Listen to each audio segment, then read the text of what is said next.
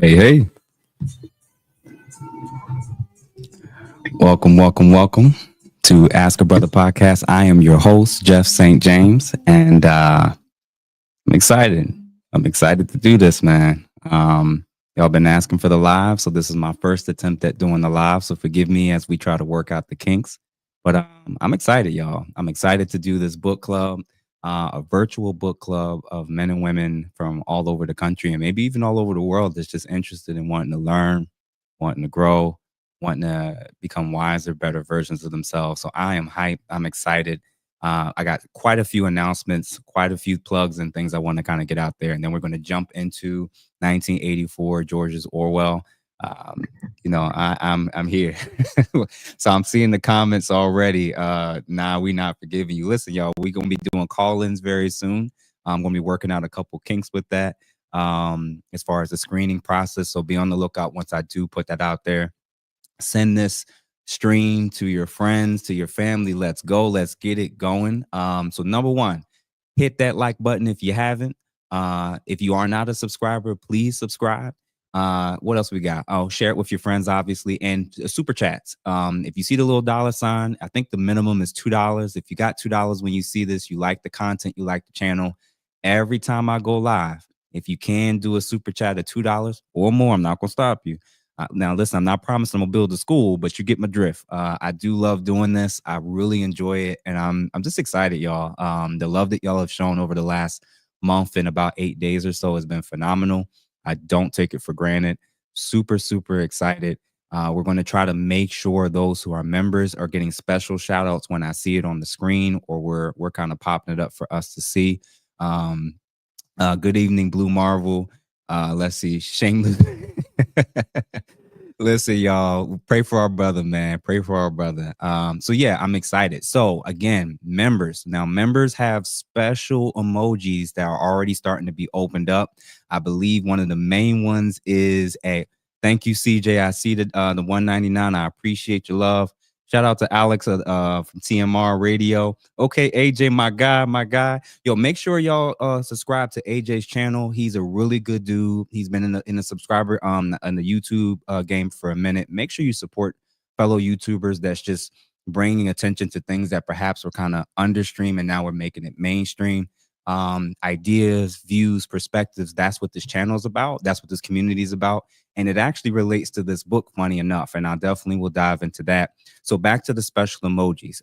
One of the emojis for sure is going to be my face with a chef hat on. So when you think the boy is cooking, make sure you hit that chef emoji. I want to see that everywhere. What's going on, Tim Hicks? Dark Matters. I appreciate y'all genuinely. So I'm just excited. I think this is going to be a dope journey. 20,000+ of you. When I last checked, I think earlier today, when I last checked, I want to say it was like 20,855. So that's what our current number is. So the next major goal or milestone before was 5,000, and it was 10,000, and it's 20,000. The next major goal for this channel is 25. So, if you haven't subscribed, please do. And, we're going to hit the ground running. So we're going to have loner emojis as well. And I'm going to tell you all right now, if you don't remember what loner is in terms of my earlier episodes, loners is what we call men and women that when you're trying to attempt to have a conversation with them, they are loud, obnoxious, narcissistic, entitled, rude, and or ratchet. These are people who basically, for lack of a better word, don't care about listening, don't care about other perspectives. They just want to judge. They just want to put you in a box and say, if you don't believe what I believe or think what I think, something's wrong with you, something stupid about you. We're not really going to be wasting a whole lot of time with those people. So when we see it early, if you're in my comments on any of my clips, any of my episodes, if you're seeing people that's kind of coming from that energy, you don't have to return the energy. You don't have to match their energy. Just put hashtag loner. Or if you're a member, you can use the special emoji that's titled loner and just go ahead and put it in there. We all know what that means. We won't engage with them. And once they kind of are more reasonable, more rational, then we can engage with them and, approach things from good faith. So shout out to the new members. When I last checked, I want to say it was about 12 to 15 of you that joined since my most recent episode. I've been seeing a lot of feedback about this most recent episode, a whole lot more feedback about this episode to the ladies title, "You Know You're Not a Good Woman." I'm sorry, no, you don't deserve not no, let me take that back. No, you don't deserve a good man. The one before that got a lot of views, got a lot of engagement, and we already knew what was going to happen when this one went out, of letting the ladies know about the 6 key areas that I thought were very important areas that I think most men generally care about. And I hope that it's helpful. So although I sometimes do a lot of shock value stuff, believe it or not, I actually really do want to see us understand each other better and use the language that gets your attention, gets you thinking, and reevaluating if perhaps the perspective you've been holding or the perspective that you've been kind of clinging to isn't really the one that's most beneficial to both yourself, to the community as a whole, and to society. So yeah, I think that there's things for men to learn. I think that there's things for women to learn. And I think that we can take that approach and apply it to all different areas, politics, you name it. So, I'm excited. I'm excited. So, like I said, hit that like button if you're just now getting in here. The likes really helps with the algorithm, really pushes the channel forward and lets YouTube know that the stuff that we're covering matters and that more people will see it. You don't like it, a whole lot of people won't see it. So hit those likes, hit those heart emojis. If you are a member or sign up as a member, best believe special perks is going to come for our members starting in September. We will be having members only lives. We will have some members only book clubs.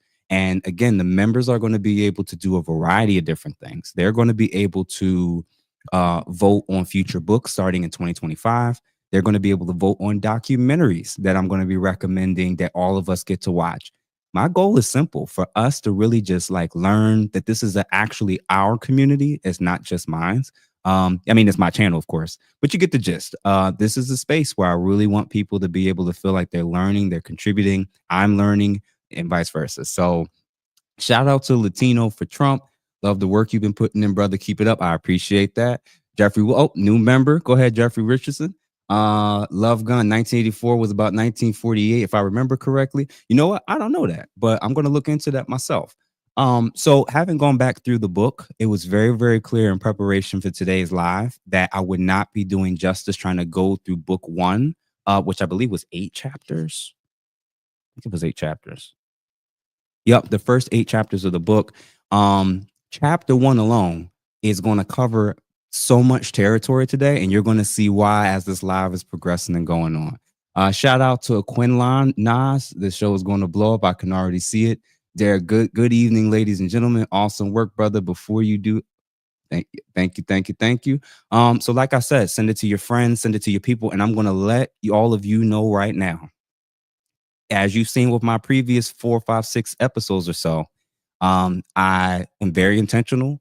I'm very aware of what I'm doing and why. And this live is probably going to be very different than what you're used to.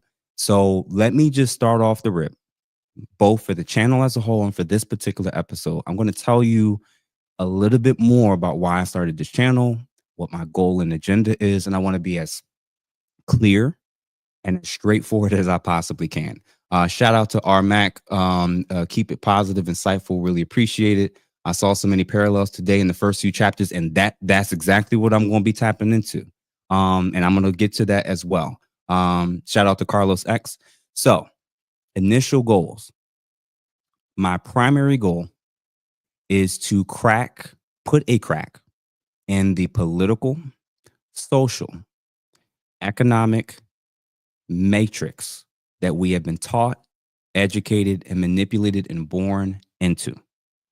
And for you to be open to the possibility that almost everything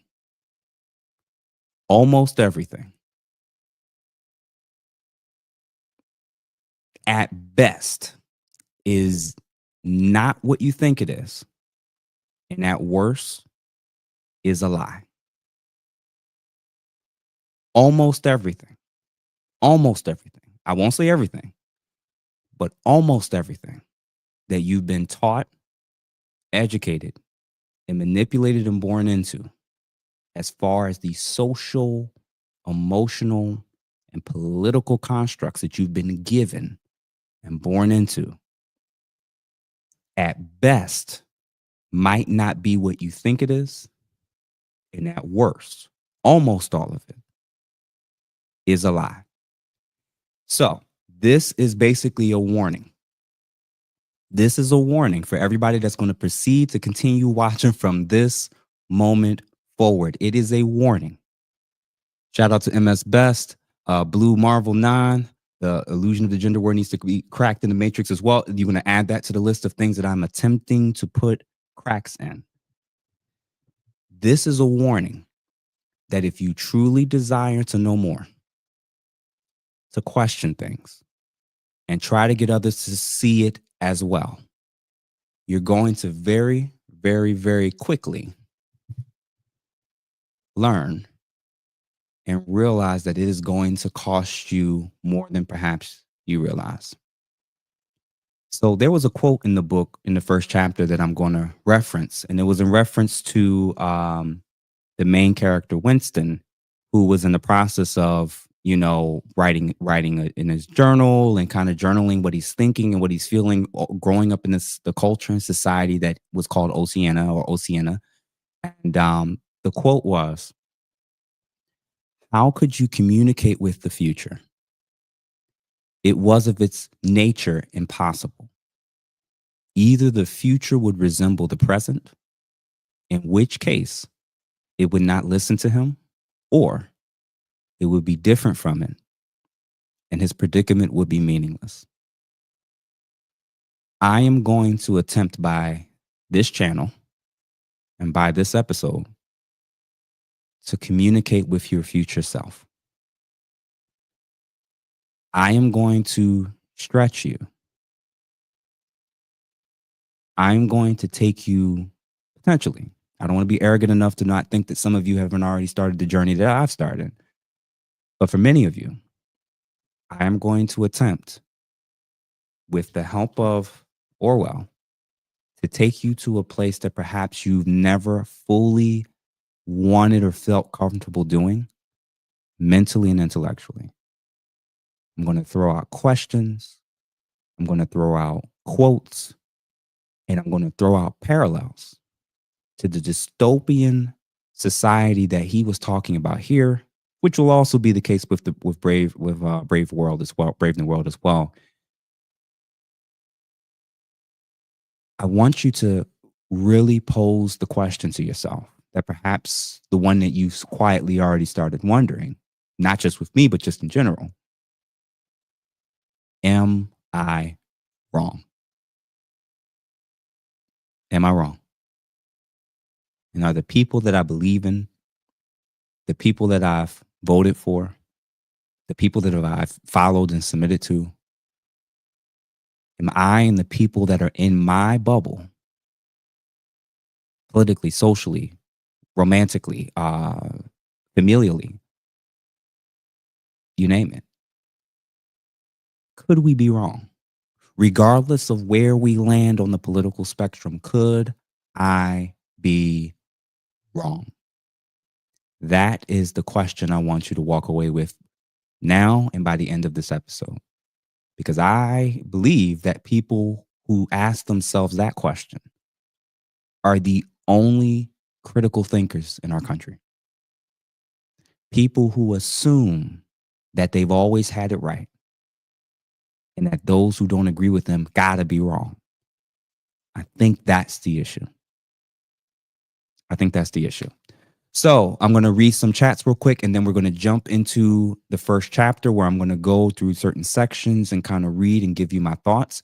If you like some of the statements or quotes, make sure you post it in the chat. Make sure you comment particular quotes that kind of stood out to you. And if you did not get this book, make sure you get this book. I do wonder if we're moving towards a future in terms of technological advancements and some concerns about Planeteer and maybe some government or globalist agendas. I don't know that this will be as easy to find in the near future. Not particularly this individual book, but books itself.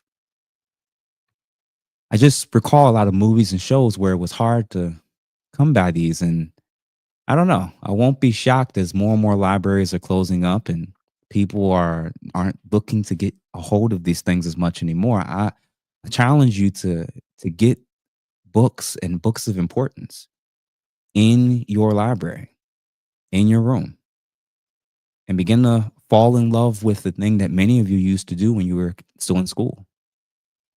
I found out that a lot of Americans haven't read a book since they left high school. And if that's the case, or if you used to read books even post high school and you don't anymore, maybe we should start doing that again. So let me read through some of these chats to make sure that I'm not missing anything. So for the new people who just came in, welcome, welcome, welcome. As for the people who I told earlier, if you are not a subscriber, please subscribe. If you are in and you haven't liked this live, make sure you like it. Make sure you share it with your friends. And if you click the $sign, I believe the minimum is $2. If I do this enough times and enough of y'all that be liking and commenting and tell me how crazy and stupid I am, if enough of y'all were to comment and post and share and send them $2, I'm going to be able to do this full time in the future. And before you know it, I might be going live 3-4 times a week and putting out episodes several times in the week, because I genuinely love to learn. I genuinely love to talk, clearly.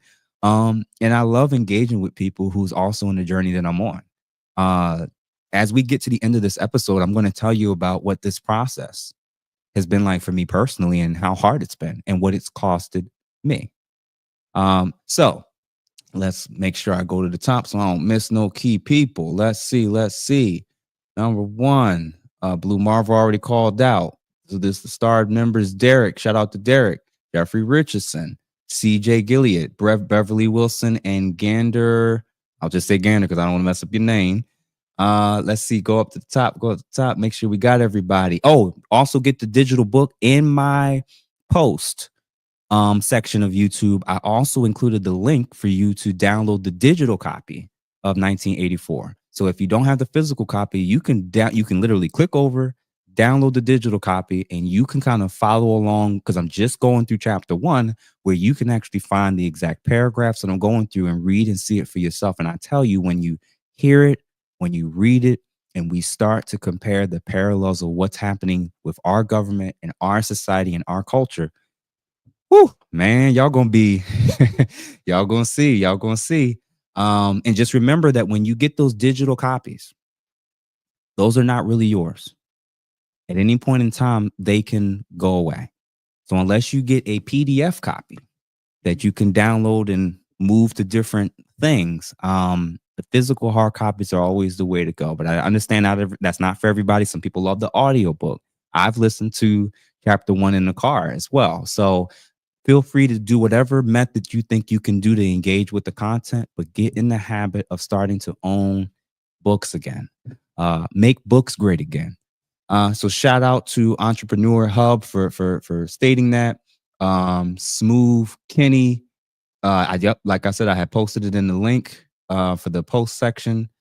Miss Best, pay attention to paradoxes in terms of communicating with the future. Then, hey, yeah, listen, y'all gonna see that this is a very, very actually difficult episode for me, just because rereading it again and remembering the journey that I went on, to begin learning and questioning everything about myself and the process of deconstruction, it was brutal.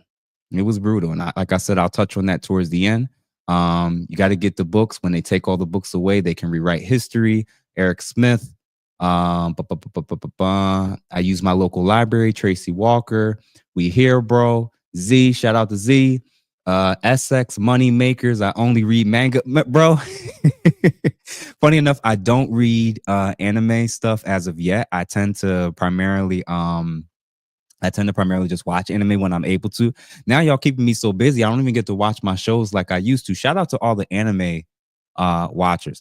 Ladies, find you a man that watch anime, because that's a man that loves detail, story, plot, development. These are the actual men of culture. Fellas, if you like what I just said, make sure you look out for your boy. Ladies, the men that love anime are the real men. The real men. Fellas, make sure y'all got me. Mano 200, Smooth Kenny, Let's see. Nothing beats a good book. Jeff is cooking. AJ, my guy. Like I said, make sure y'all hit that super chat button, the $, $2, $1, whatever it is that you're able to contribute towards the channel as we move towards me being able to do this on a full-time schedule. I genuinely want to do it. Proud to know you're from the city of Philly. What's up, Nash?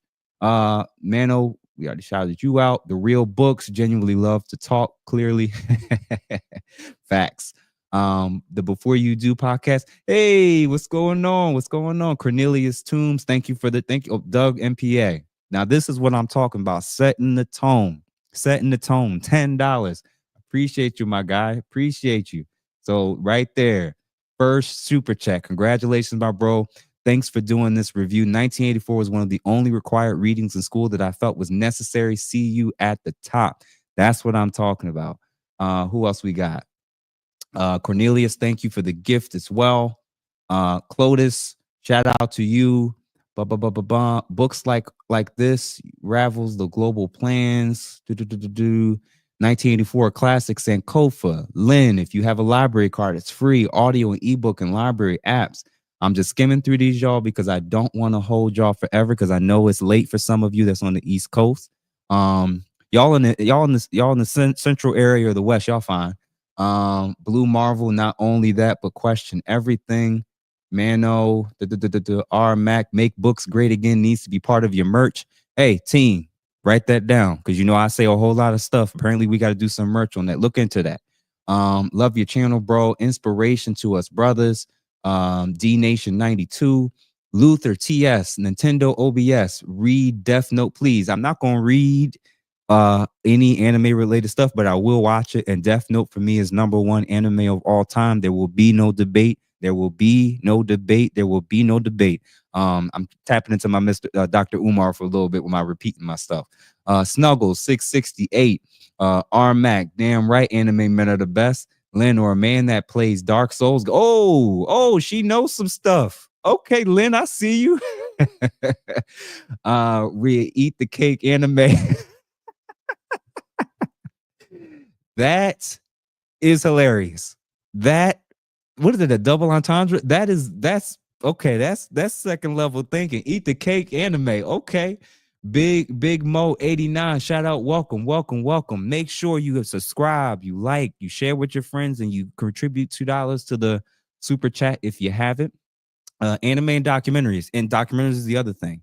I do think that there's different ways in which we can learn. And beyond reading, I do think documentaries, we can learn a heck of a lot as well. And I'm a big fan of documentaries. So I am in the future, starting in 2025, each month I'm going to be promoting a book. I'm going to be promoting a documentary, which the members of this channel are going to get to vote on. They're going to get to vote on the book, and they're going to be able to vote and suggest, and they'll have members only polls where they'll also get to recommend documentaries in your comment section, and I'll put them in polls. Sometimes I'll open it up to the group, but the members are the ones that's primarily going to be the ones who's most invested, that's going to get to be able to shape and shift and push where we believe this community can go and this level of engagement can go. All right, so we're almost done with the comments. Hit the like buttons. Latino for Trump. Hi from Spain. Oh, Spain is in the building. Hey, so see, this is what I'm talking about. Global reach. This is not just about folks from Philly. This is not just about the East Coast. This is genuinely a global attempt to get us to make intelligence great again, make learning fun again, make books great again. Like this is what this is about. Genuinely challenging the status quo. Desiree H. Hey Jeff, wrote that down. Anime check. Oh yeah. So Death Note, Attack on Titan, Demon Slayer, My Hero Academia. What else we got? Full Metal Brother Alchemy. Ooh, listen, I know the anime people is going crazy because I'm putting out some good stuff. Oh, there's an underrated one. Full Metal Alchemist Brotherhood. Not Full Metal Alchemist Brotherhood. Oh, what's it called? That's gonna kill me. When I remember, I'm gonna post it in the chat because it's one of my Iron-Blooded Orphans. Gundam went. Woo! If y'all watch, that's the women. If y'all watch it, y'all gonna be crying. The men, I'm telling you, anime is so underrated in terms of an entertainment thing. Yeah, a lot of y'all would secretly love it, believe it or not. I'm not saying y'all gotta watch the and moderators, if you could put my Cash App in the thread for people who don't feel as comfortable with paying through YouTube or the stream, but they do have access to Cash App. And moderators, if you could add that, would greatly appreciate the links for, I guess, Cash App and PayPal. Best anime don't contain the infamous government a message approved message. MS Best. I want to have the entire Cash App. I want you to have the entire amount. Entrepreneur. So yeah, if moderators, if you could add that to the chat, I would greatly appreciate it. Blue Marvel. I have read and watched some deep manga and anime as well as Sword Art. I did watch Sword Art. Great show. R. Mac, Marcus Garvey's philosophies, opinions are just as vital as 1984. Woo, I never heard of that, but when I get the chance, I'm going to review these comments and try to see if I can find that book, because that's Marcus Garvey's a titan, and he went way further than most other people who's been in this space. So I'm gonna see if I can look into that. Death Note is a good starter anime. I think it's the first anime every single person that's trying anime for the first time to watch. Personally, Death Note.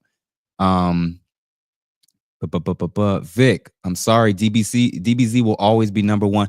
We don't really view Dragon Ball as an anime, do we? We just see that as an iconic component of our childhood and life, and that's just canon for us in life. We don't even, that's beyond the level of anime. DBZ, Goku, we all know what it is. That's the hero's arc journey of failure and overcoming and always moving to new and higher heights and levels.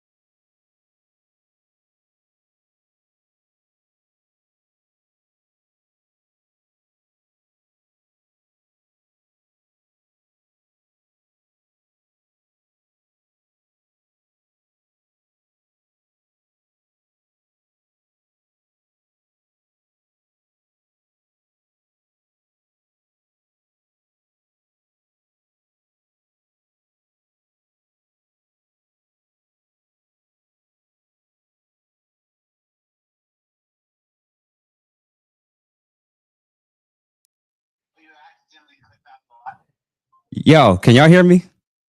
Can y'all hear me? Put if you can hear me in the comments. Tell me, somebody tell me something. Can y'all hear me? Can y'all hear me?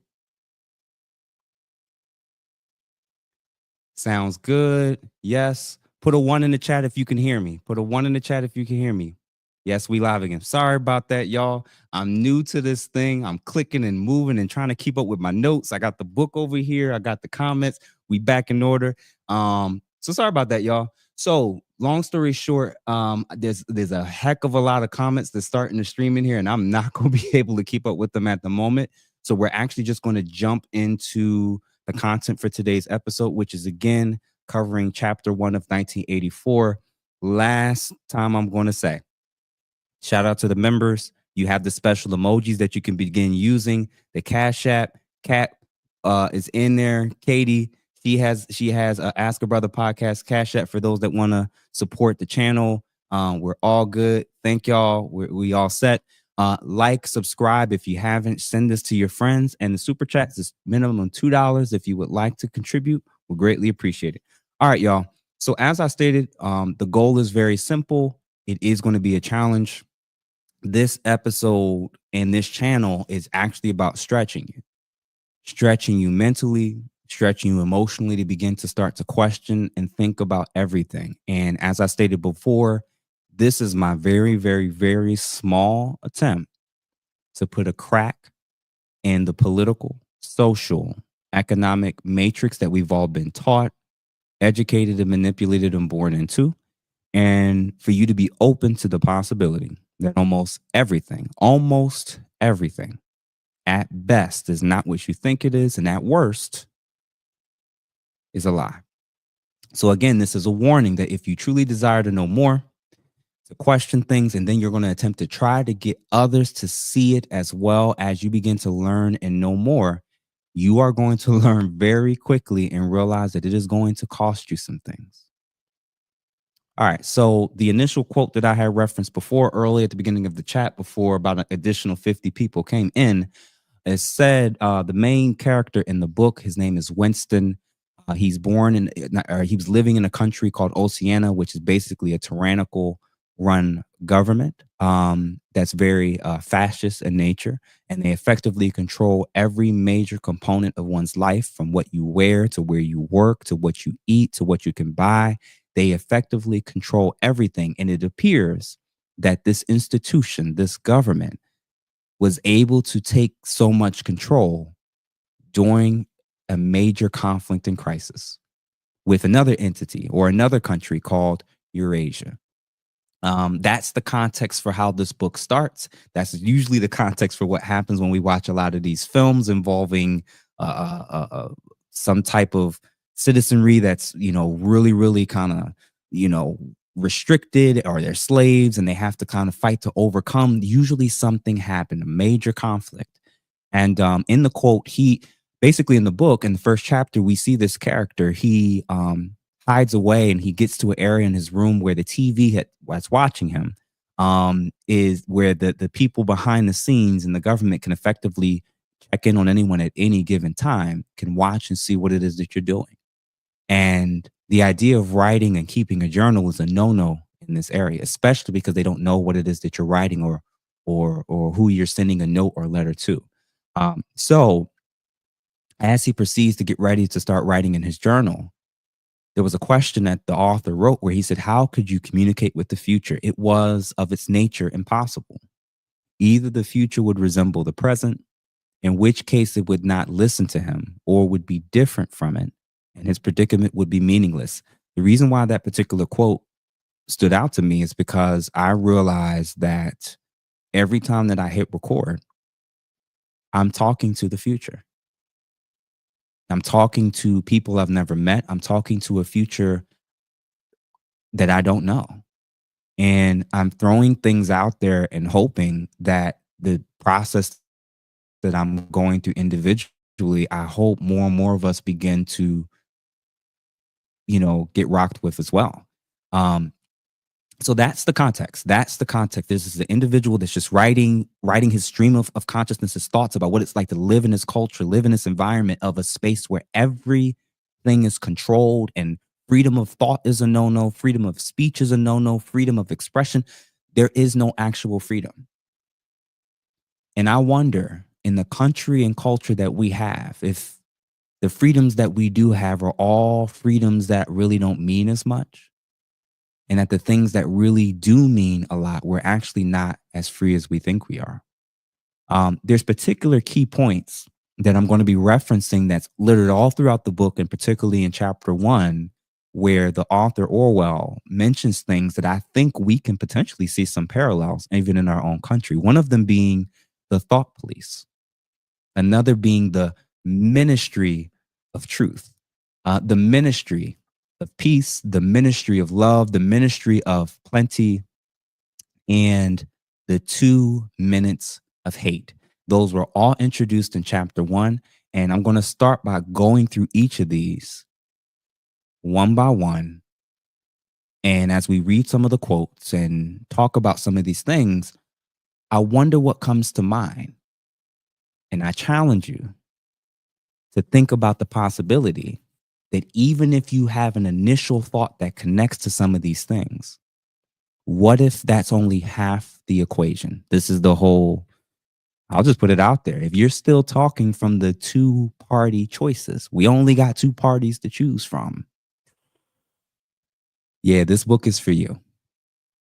Because whichever side of the aisle you're landing on, the side that the other people land on, what if you're their thought police? What if you're their thought police? So let's get into it. So Let's see. Winston's back is to the voice of the telescreen. And he begins writing stuff. And there's a particular quote that stands out initially. And then I'm going to pose a potential question. And it says, thought police plugged in. Now, this is in relation to the television screens. In this society, the television screens effectively connect everyone to the government. Big Brother is watching. And at any point in time, they can tap in to the device that's connected to the person, and they're able to monitor and watch their behaviors. And it said, there was, of course, no way of knowing whether you were being watched at any given moment. How often or on what system? The thought police plugged in on any individual wire was guesswork. It was even conceivable that they watched everybody all the time. But at any rate, they could plug in your wire whenever they wanted to. You had to, they said you had to live, did live. And from habit, that became instinct, in the assumption that every sound you made was overheard, and except in darkness, every moment scrutinized. Some news came out recently about a company called Planeteer. Sometimes on this channel and some of these episodes, some things are so controversial. Some things are so true. Even as radical as I may come off to be, I am not free enough, rich enough, and insulated enough to tell you everything that I've seen and read and come across. But Planeteer is an Easter egg. I challenge you to look into the history of the company Planeteer. Y'all in the comments, y'all can start saying what I'm talking about. It's what we just read, as scary as that sounds, is nothing compared to what Planeteer is and is soon to become. And what many of us are just learning about in 2024, 2025 is something that's been existing and was originally with the government and then was switched to a private company so that they would be able to effectively be able to skirt around the Constitution. There's almost nothing Planeteer can't get access to. Nothing. So it would behoove you to start thinking about what that means and what alternatives you may want to start looking and thinking about, both now and in the future. But just know that, as was stated in the quote, where did it say? It was conceivable that they watched everybody all the time, but at any rate, they could plug in your wire whenever you wanted to. I would argue that if you read and looked into Planeteer, it is way past this. Way past. Just putting that out there. Next quote. When it came to the different ministries, particularly the Ministry of Truth, there was letters and there was a particular slogan of the party. There were 3 major statements that were written everywhere. And these were the slogans of what the citizenry was supposed to believe in and live by. War is peace. Freedom is slavery. And ignorance is strength. War is peace. Freedom is slavery. And ignorance is strength. Why did I highlight that? Why? What's the significance of that? And what's the parallels of what I'm seeing or thinking about in culture for why I think that that's relevant? Well, if you are an American citizen or if you live in a westernized country, probably since 2012 to 2015, you've probably noticed a shift. A shift culturally, a shift politically in regards to what's considered true. Truth has become much more morally relative. It's debatable. Even objective things that we all kind of know. As MS Best said, an upside down clown world. I'm just going to throw out some random things that we apparently are supposed to believe now. So all abortions is relating to abortion rights for the safety of the mother. None of it's specific, gender specific abortions used as just another form of birth control. Just constant backup plans. Okay. Does anybody know what a woman is now? Do we not know? Are we in an upside down world and evil is good and good is evil? Like, where are we at, y'all? Are we in a culture where most of us are no longer allowed to say, okay, let me skip straight to the point with regards to that piece about women, what a woman is. Jeff, what is a woman? A woman is your mama, and everybody got one. Shocking. Apparently, we are in an environment in the political space where we can't say this stuff out loud now. There's like some issue. There's some issue. It's a problem. People have to come for your jobs. They gotta shame you. They gotta attack you. Are we allowed to critique black people now? Is every time you say something about black people, now you're racist? If you're black and you say something about the black community, now you're Uncle Tom, you a sellout? Every time you say something about women or a woman, you're misogynist now? Are we in a world, an environment where we can't say things that are true objectively? Every time there's an incident involving a police officer, the person involved is in the right and the police officer's in the wrong? Or if you on the other side of the political aisle, is every single time it involves a police officer, it's the reverse? Every time?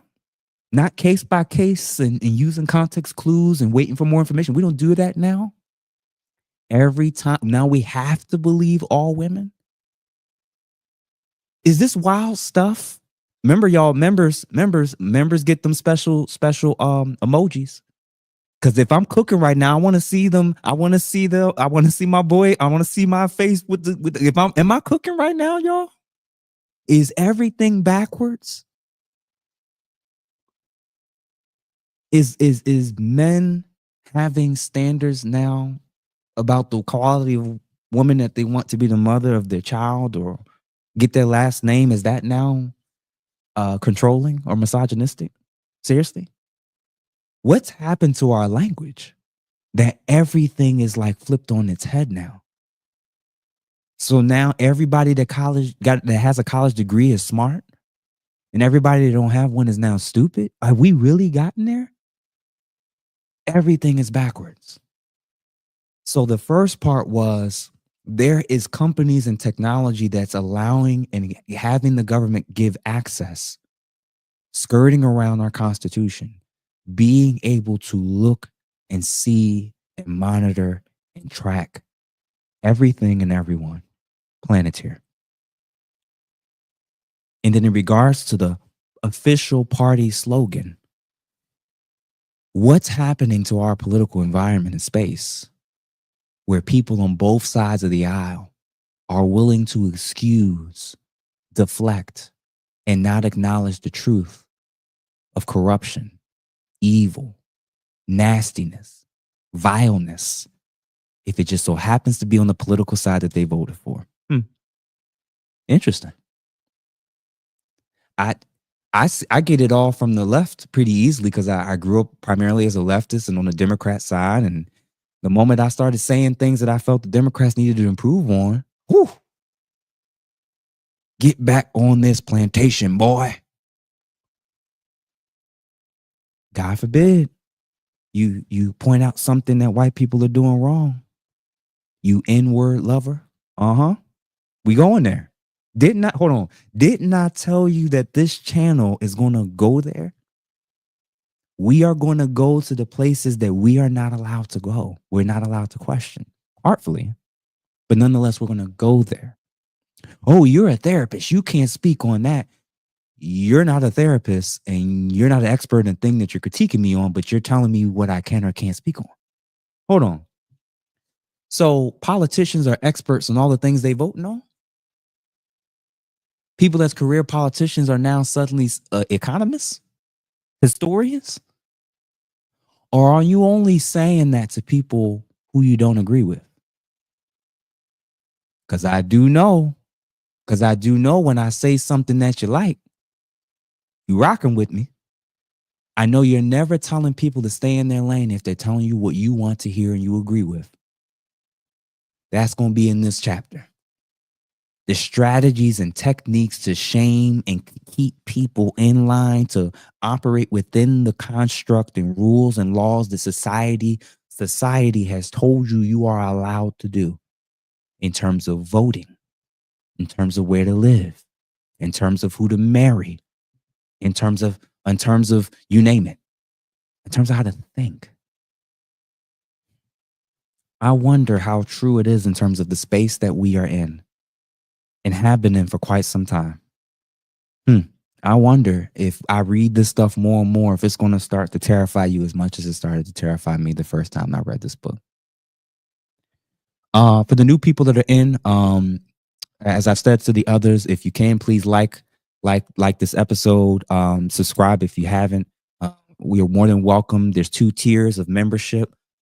There are special memberships for people who are members, where they're going to be able to vote on polls for future books in 2025, as well as documentaries that we all are going to start to watch. And, they're going to be able to have a much, much more invested hand in being able to shape this content. So let's proceed and continue. I had mentioned before the different ministries, the ministry of truth, which concerned itself with news, entertainment, education, and the fine arts. The ministry of peace, which concerned itself with war. Hold on. So let's get to this part. Did you ever notice that whenever the news people get stuff wrong, things that they told us one thing, and then when it comes out later, rarely do they ever acknowledge we were wrong when they were telling us to trust the experts? A lot of us learned that lesson in 2020, huh? I won't reference it anymore. You already know. The ministry of peace. Well, because I know I'm not rich enough, and I know I'm not where I need to be in life to be able to say everything. I do find it interesting that we are equating patriotism and standing for truth and self-defense with indiscriminate bombing. I know that when we start certain wars, we say we're trying to give them democracy. Does that sound familiar? Huh? Yep. It's starting to make sense now too. It's starting to sound more and more like the world and reality that we live in. What if we've been in this dystopian place so long that we don't even know what objective reality truly means and looks like? With some of the history books we read, the news we get. Do you know there's other countries around the world that teach their students that we are the most indoctrinated and propagandized citizenry in the world? Why do they think that? I wonder. Shout out to Jada Alexander. Yep. Let's see who else. Doug MPA. Shout out to Cleveland Williams for the $5. I greatly appreciate that. Appreciate the love. Thank you, Real Enigmas, for the gift. Solo Leveling. I just watched that like 2 weeks ago, by the way. Great show. Love it. Nick Morgan. Do you think? Hey, y'all, I'm not a doctor. Not yet, anyway. I don't know what I want to get my doctorate in. I personally believe people who can get masters or doctorates probably have the brains and curiosity to be able to get like doctorates in different fields.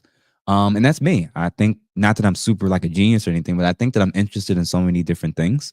Who knows? It'd be kind of cool to see if I go back to school or try to get one, what it would be in. I don't know if it's political science, history, psychology, who knows? Stay tuned for that. Jamal Woodard, NSA and Planeteers, modern day Big Brother, thought police. Now we clicking. Unc B streaming. Did you get a chance to check out my book, Truth and Reality Undefeated? I have it. I have not had a chance to read through it yet. Stay tuned. who knows, man? It may be on the list of books or that I may try to do a review on, man. So stay tuned for that, my guy. Hugh Slalom. Okay, I'm not gonna mess up in that last name. Look up the anime Blue Giant. I haven't heard that one before. Interesting. Thank you for the gift. Smooth Kenny, hard conversations, decorum, mutual respect for people's time. Keep it going, brother. Thank you for the gift. Nick Morgan, I remember mentioning a problem with how the D Party regards AA constituents. That's for y'all that don't know, that's African Americans. Was told you don't know what you're talking about. You're black. Hey. Jada Alexander, thanks for being a warrior for truth and light. This is the crazy part. And I'm going to get to that at the end, Jada, about the courage to speak the truth and what that means and my thoughts about that. Jordan P became a new member. Shout out to you, Mr. Fantastic, one of the first people to really look out for me and welcome me into his space. If you don't know who this guy is, make sure you support his channel as well. Mr. Fantastic, AJ, they are in these comments. Buggy reacts. Make sure you support this guy. $20. No, see, y'all trying to turn, y'all about to make the boy retire tonight. Right on, brother Cook. Appreciate you being in my comments on your channel. You inspire men to stand on business. Thank you, thank you, thank you. Van Anderson, thank you for joining. The Real Books, learning and enjoying the content. Thank you, and thank you.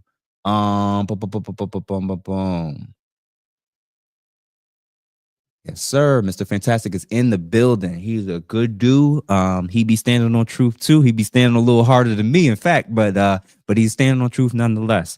All right, so we covered the thought police. We covered the ministry of truth, the ministry of peace, which concerned itself with war, and the ministry of love, which maintained law and order. Now, I find it fascinating when you factor in who that's their moniker, that's their trademark. We're the party of law and order, or the people who's in charge of law and order. Are we yet to acknowledge, or are we going to finally be honest with ourselves that there's always two tiers of justice? Are we not allowed to say that yet? It's always been based on class and political connections and affiliations. We should know that by now, right? So there is, what I'm basically saying is it's law and order for you, and it's what they can get away with for them. So all the divisive tactics based on race, gender, sexuality, particularly if you're an adult in terms of how to express it, all of the various ways in which they've been doing since the colonies started here, tactic after tactic after tactic, to figure out ways to keep the citizenry divided, with hopes that you'll be so busy fighting amongst each other that you'll never work together to climb up out of the barrel. We fall for it so much. And last one, Ministry of Plenty, which was responsible for economic affairs. Fascinating. In an environment where their salaries are bloated, where they're allowed, I'm talking about the politicians, they're allowed to do insider trading, where their net worths go from 100,000 a year to having $6 and $7 and $10+ million of net worth. And then they're talking about things that's being cut for us that may be actually essential needs and necessities for our society to thrive and be healthy, and pouring all the money into things none of us support or even vote for. I hope y'all think I'm still cooking. Now, there's a term that he uses throughout the book where it's called newspeak. And it's the way in which people choose to basically conform their language to fit in with the societal expectations of what to say and how to say it. What's our version of that? PC, or political correctness. Isn't that right? Political correctness is about trying to say things in such a way to where you won't lose your job, won't lose your livelihood, and won't get all these people to hate you and isolate you. So rather than being authentic, being true, I'm not saying be an a-hole. I'm not saying be rude. I'm just saying speaking the truth. Now we have to be politically correct. And secondly, in regards to the ministry of love, where this is what they're promoting, but then the actuality of what their parties are allowing, standing for, and pushing in schools, in higher education settings, in work environments, on the global scene, how they're treating their citizens. I vividly remember in 2024 a campaign that ran on joy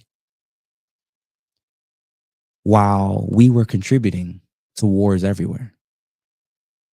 I vividly remember campaigns that talked about making America great again, but never being truly honest about what era they could point to also simultaneously acknowledge the reality of what it was like for all people during the special great era that they're pointing to. Let's just be honest. What if America was never truly always great for any one particular group at any one time? Maybe the best it's ever been, which doesn't feel like, is actually right now, despite all its flaws and shortcomings. Huh. Interesting. Let's carry on. Continuing on. When it came to April 4th, 1984 is the section within chapter 1.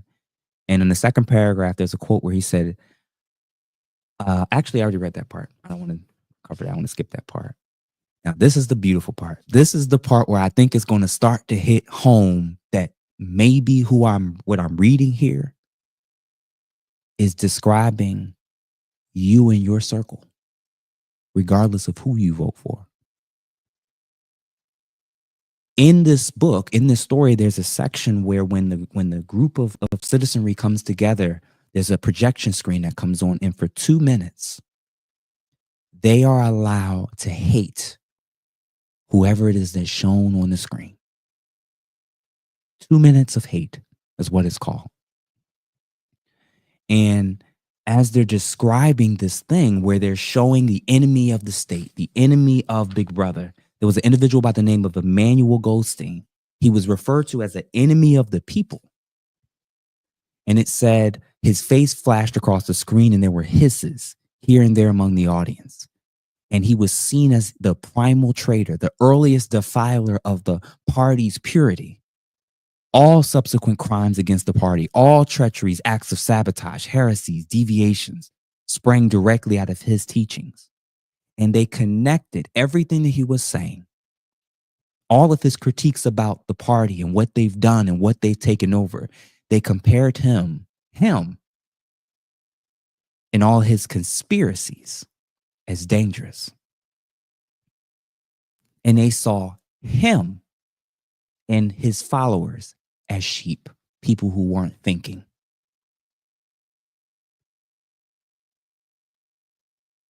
And there was a part where they show a brief quote of this guy, Emmanuel Goldstein, where he's doing some speech when he's speaking out against Big Brother and speaking out about government overreach and saying that they're robbing us and they're stealing from us and they've gone too far with what this revolution was supposed to be.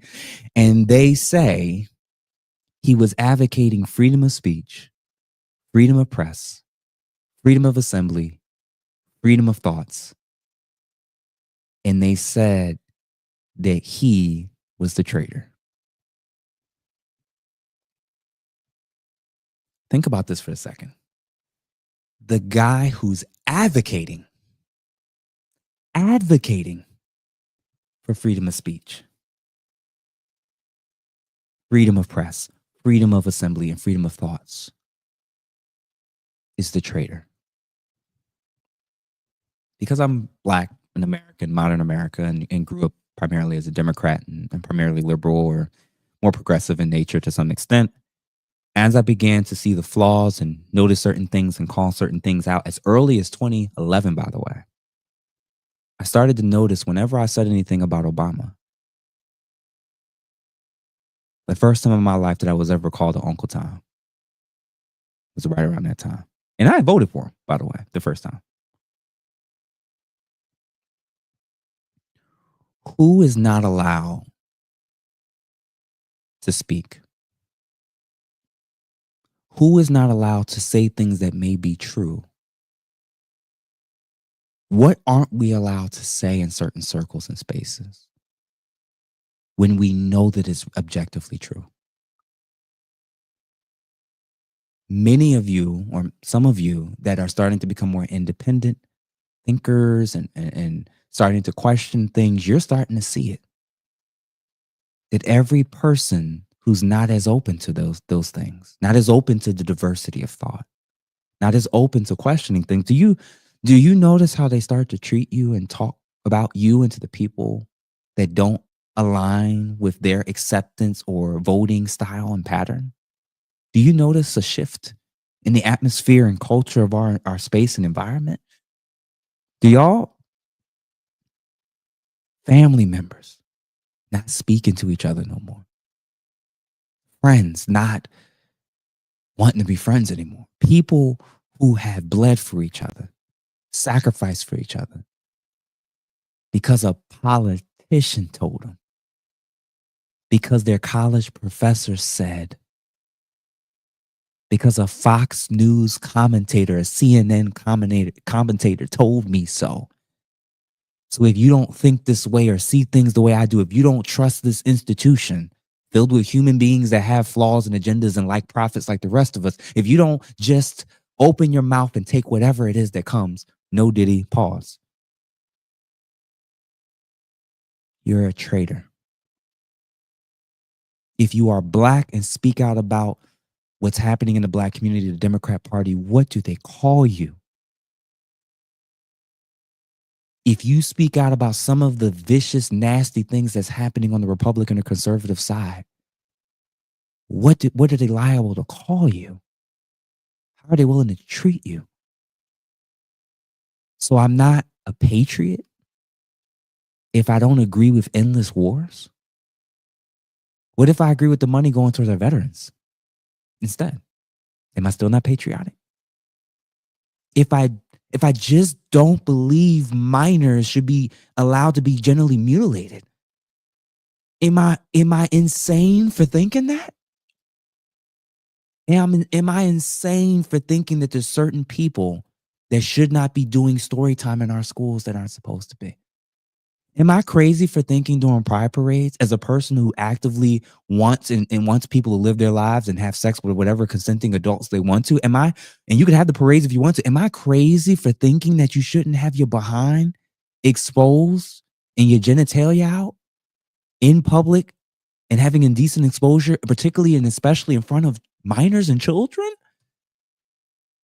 Am I so bizarre? Is that now right wing? Or am I just using common sense? And why is it that every person that's saying this is being called an extremist, weird, needing to be isolated, abandoned, told that you're going too far, you need to stay in your lane? You don't know anything. And in the midst of it, there was a point that he referenced a young woman that he saw. And throughout the initial first episode, if you notice, with all of Big Brother and all of the technology and all of the watching and all of the laws and all of the rules and all of the consequences and all of the danger around him, the person that he feared the most in chapter 1 of this tyrannical, authoritarian society were the women.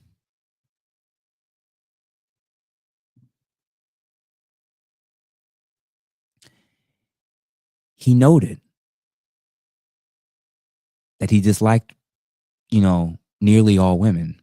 And he said, especially the young and pretty ones. Now, just to clarify, this doesn't mean that I'm trying to push anything misogynistic or that we need to hate women to hate women. It's a particular type of woman that I think we need to be mindful of. And I will cover an episode on how to date this type of woman. He said, and I quote, "It was always the women, and above all the young ones, the children, who were the most bigoted adherents believers of the party, the swallowers of slogans, the amateur spies, the nosers out of unorthodoxy.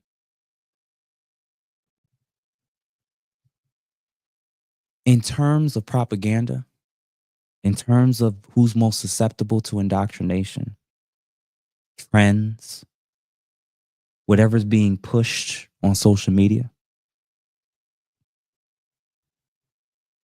which group or groups in society between men, women, and children are potentially most likely to believe whatever it is they're taught and told to believe?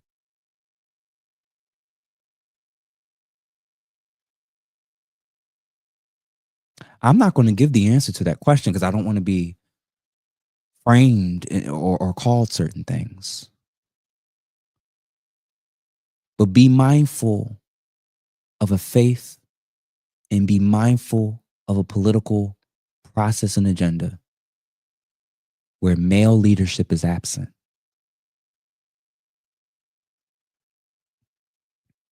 He said when he referenced the girl he was referencing and talking about the woman he was talking about, and he said he had the fleeting thought that crossed his mind that she was actually an agent of the thought police. And I wonder, in our culture and society of political correctness, who's most susceptible to the slogans, the talking points, and trying to shame and get people to fall in line, freaking out and fake offense at every little thing? Who are these Karens? If you ever watched The Matrix, there's a particular part that I always found fascinating. And in The Matrix, the main character is Neo, and he takes the red pill and he becomes aware and awake of the truth of the trap and the actual prison that he and all of society's been living in. And in the movie, he's trying to fight these agents that's trying to keep everybody lost in the Matrix. And as he's trying to wake people up, they're trying to take him out. But the agents got so good at conditioning the people within the Matrix that all the people who believed in the system, believed in the structure, trust the blank, always, no matter what, they effectively, when encountering or being told or shown something to be different from what they were taught to believe or accept or vote for, they effectively were another agent for the empire. The same way he saw that young woman and was fearful of her and saw her as a potential agent. Who are the agents around us? Men, women, children, political, emotional, social, religious. Who are these agents that refuse to want and allow us to get towards questioning anything? Are you an agent of ignorance, of the status quo, for the Democrat Party, for the Republican Party? Are you an agent for the oligarchy? Let's see.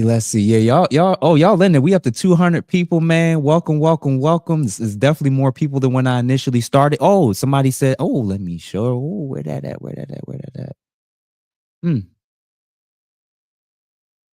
Who's the agent?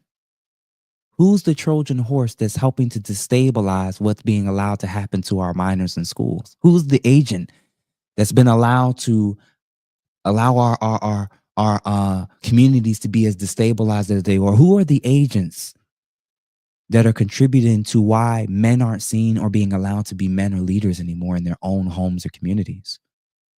Who are these agents of chaos?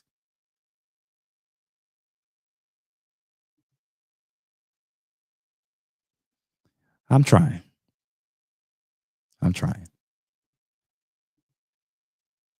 right. We getting through this chapter 1, y'all. So, we already mentioned about Emmanuel Goldstein and how the person who was referencing and bringing up how the society was going in the wrong direction, how the government was taking things too far, and how the one who was pushing and saying we actually need freedom of speech, we actually need freedom of press, we actually need freedom of assembly and freedom of thought, he was the one that was seen as the sellout. He was the one that was seen as the traitor. In my first month and a week of you all knowing who I am, you may not have known or seen fully the strategy of the key areas of our culture and our language that I've been actually attacking. The Marxist matriarchy, the tone policing, one half of the political process that's gone so extreme to where they're outwardly doing many of the things that we're talking about in this text. Not to mean that the Republicans and conservatives don't have their own version of it, because I believe they do, but just starting the process for getting us to question and put out free thought. And you all are seeing in the comments what's happening. You're seeing it. I'm ripping the veil off about what's happened to our culture and our society. And I'm not going to be Dr. King. I'm not going to be Malcolm X. I'm not going to be Stokely. I'm not going to be Fred Hampton. I'm not going to ever probably be any of those guys. Probably not going to be leading no protests or marches, but I'm doing my small part to play to make it known we have allowed the wrong people to dominate us. Not win, not lead, dominate. They dominate our schools. They dominate our work environments. They dominate social media. They're getting people deplatformed. They're getting people demonetized. They're getting people to lose their livelihood. They're keeping people there. Sometimes I'm convinced the last great generation of men was in World War II. And that the next war that we were waiting for has already started. And we didn't know it.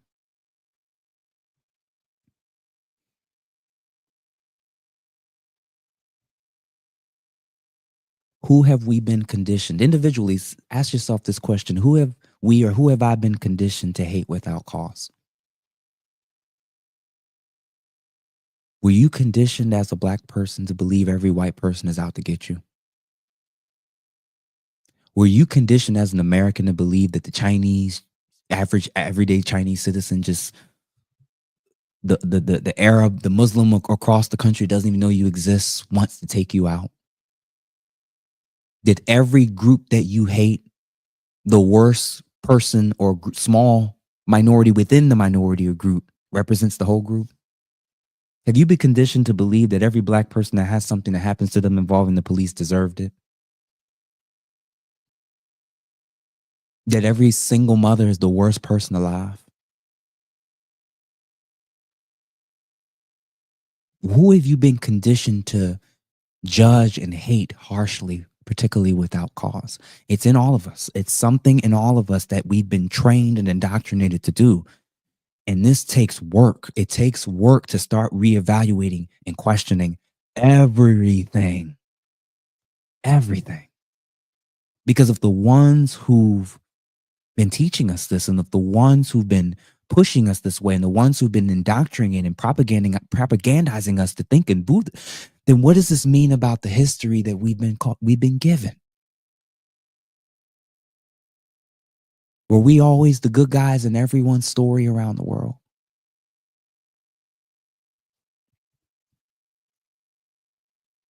As he proceeds to give more information about the 2-minute hate time, the 2 minutes of hate, he says there was a moment when it reaches almost like a crescendo of just ecstasy, where people are just enthralled and just taken over by these emotions.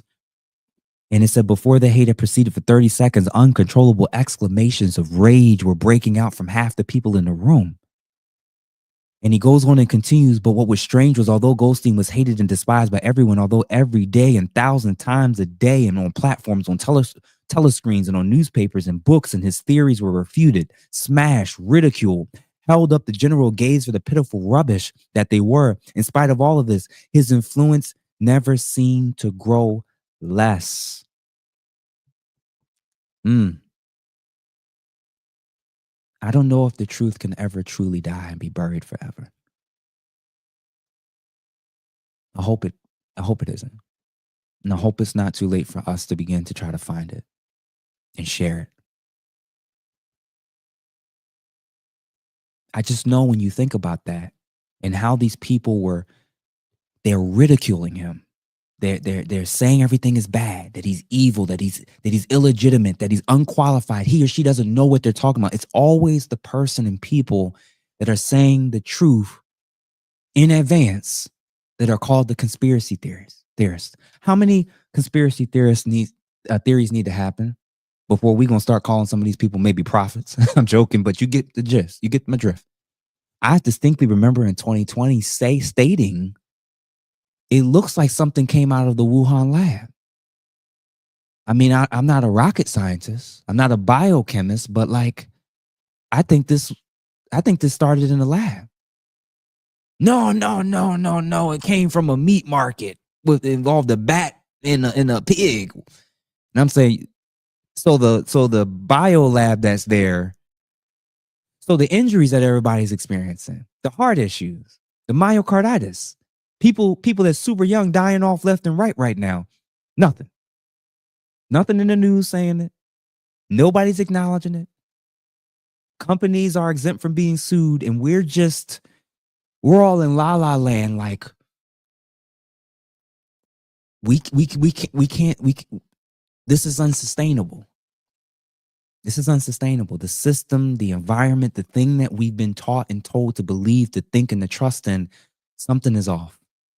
Something is off. And I'm just one of these people where it's like, I don't believe in all conspiracy theories. We put that out there. But I'm tempted to believe that the people who are in charge of most of what we know have reasons and incentives for us to not know any of the dirt and reasons for why they lied to us to begin with.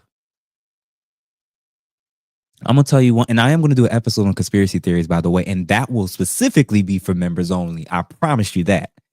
But and in that episode, when I talk to the members, I'm just going to throw out random things that I've come across, learned, and researched, and even anecdotal things that I've just observed and wondering, like, are our maps completely accurate?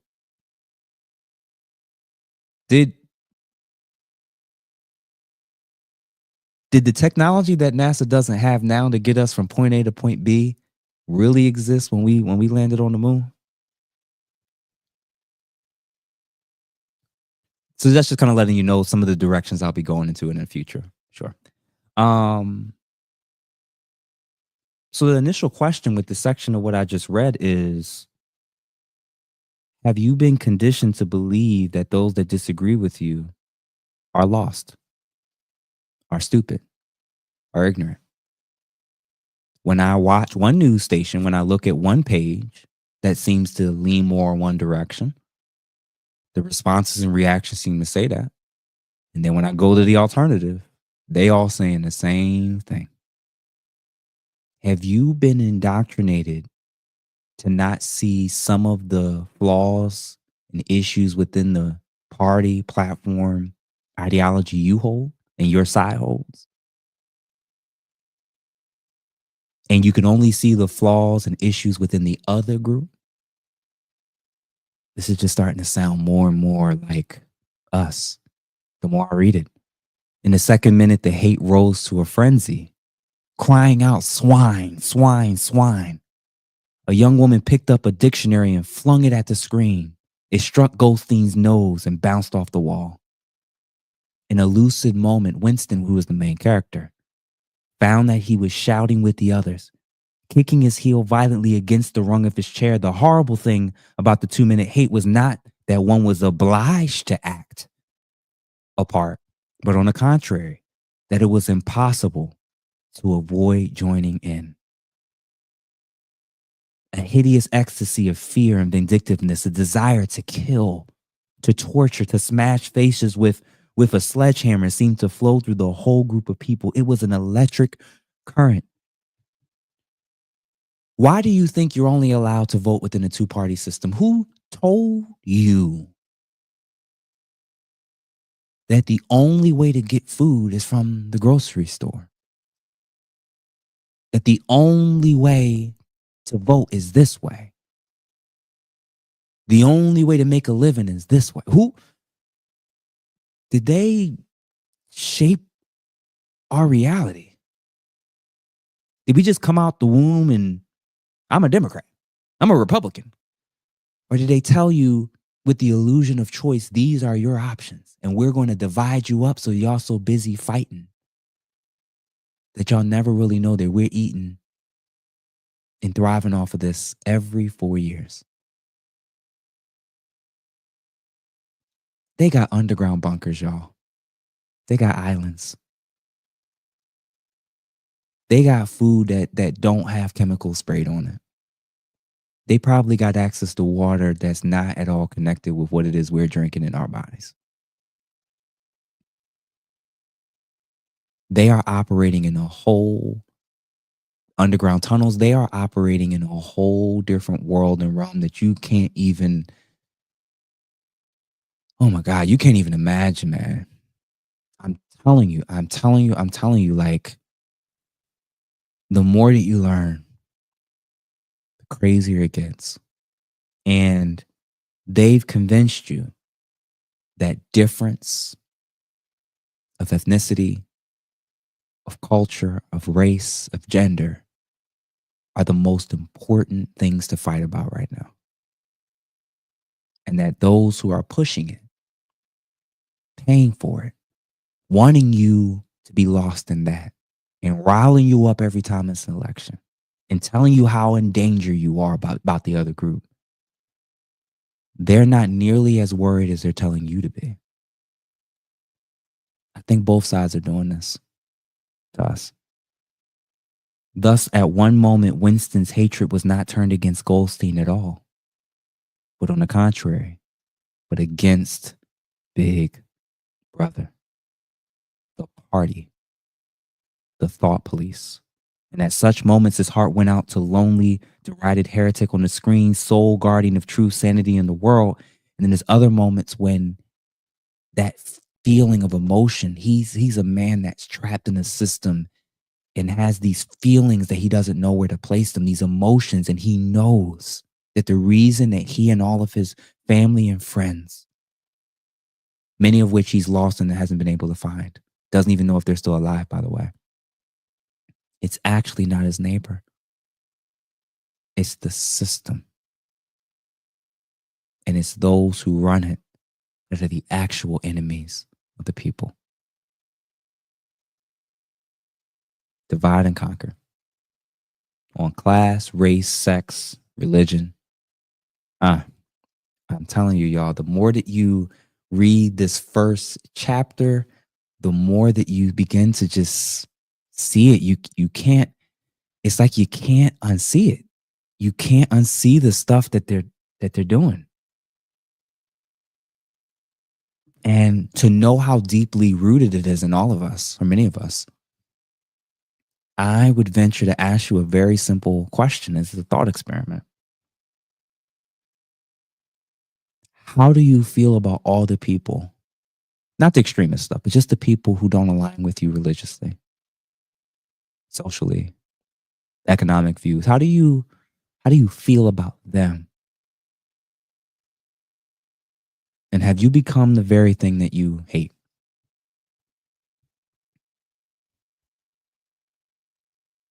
How did the most recent election and political climate change your view of fill in the blank? People, neighbors, family members. You know, just something to think about. War is peace. Freedom is slavery. Ignorance is strength.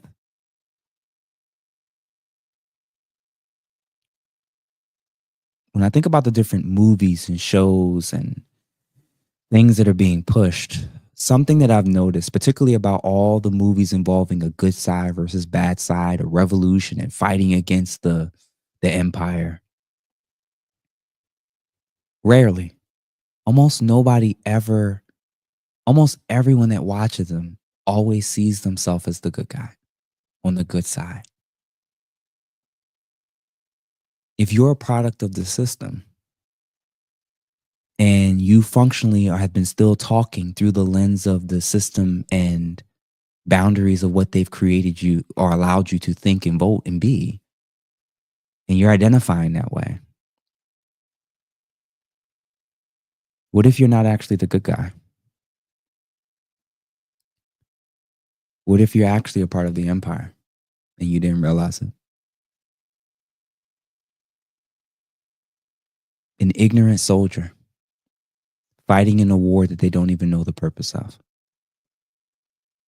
Have you given your mind, emotion, and body to a system that's harming us all?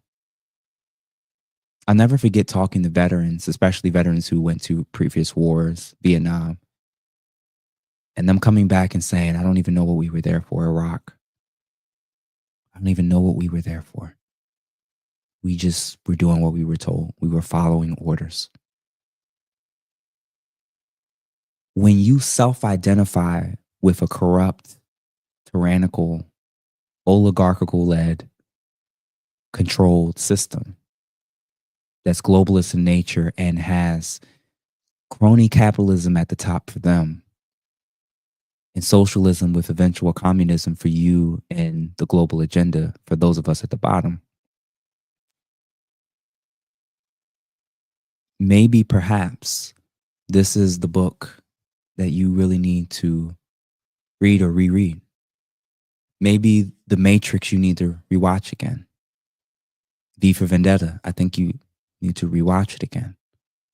But this time, don't assume that you're on the good side, the oppressed side. And perhaps you'll start to see more and more of the behaviors and statements and actions that's littered in this book of those who are supporting the party, supporting the empire. How do you carry yourself? What do you say? How do you treat people? I'm just throwing these things out there because perhaps, think of it this way as a starting point. If you still functionally operate whenever somebody says something about a political party or candidate, you say, but the other side, what about isms? What about Trump? What about Kamala? What about this? What about that? If that's your go-to every time somebody says something that's truthful and critical about the side that you support,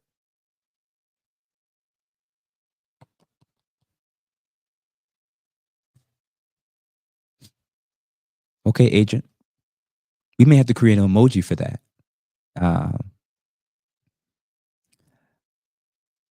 They have mastered the ability of divide and conquer, and they have also learned how to create the problem and offer the solution, whether it's terrorist attacks, cultural issues, and then they run on them. And they keep the game going with the hopes that because you still think that you're actually picking people and that you actually think that you're actually changing things on a major global level,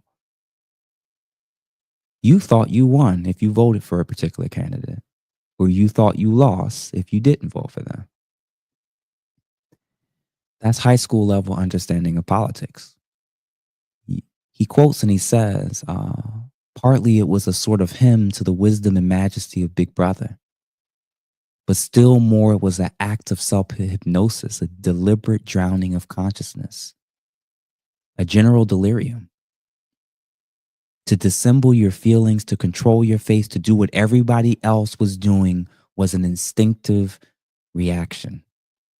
He mentions this moment where he locks eyes with a high figure party member.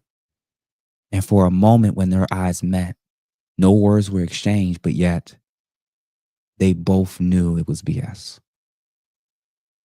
And he said, and Winston knew, and he said, yes, he knew. And he said they quickly looked away and they continued on with the festivities like everybody else was doing. But he said that was all. And he was already uncertain whether it had actually happened. Such incidents never had any sequel. All that they did was to keep alive in the belief and the hope that others besides himself were the enemies of the party.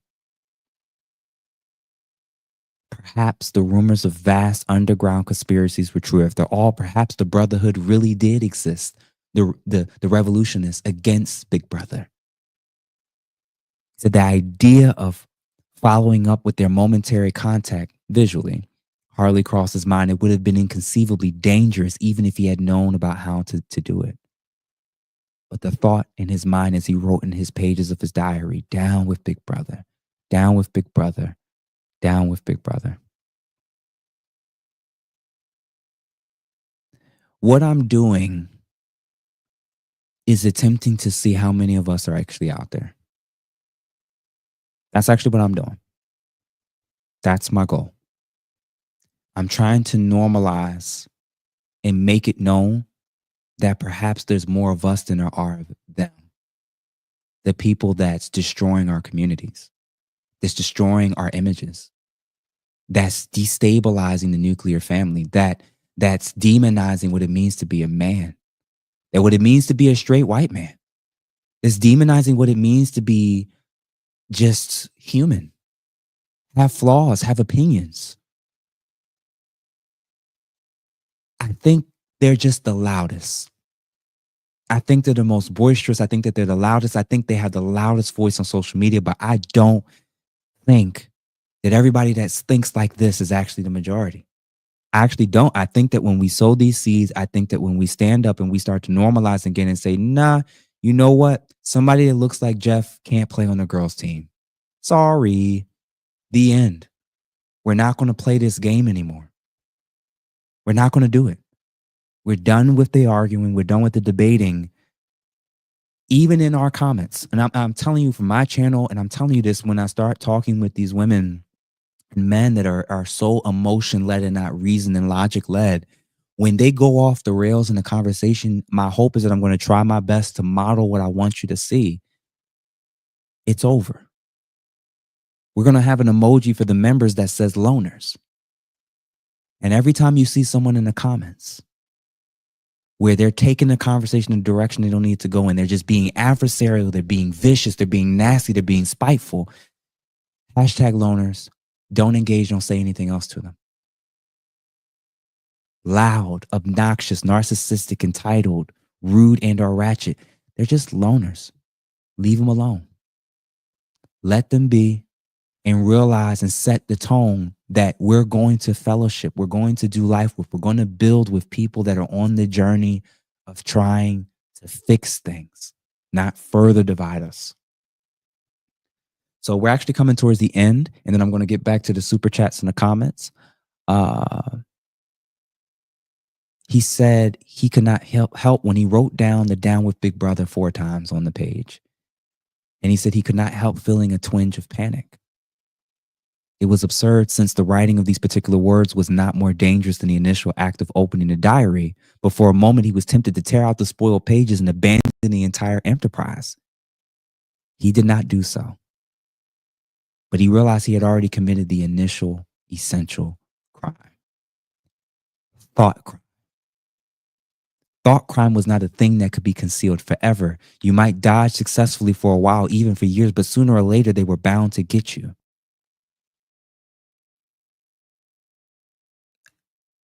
I'm going to just put it out there straight up.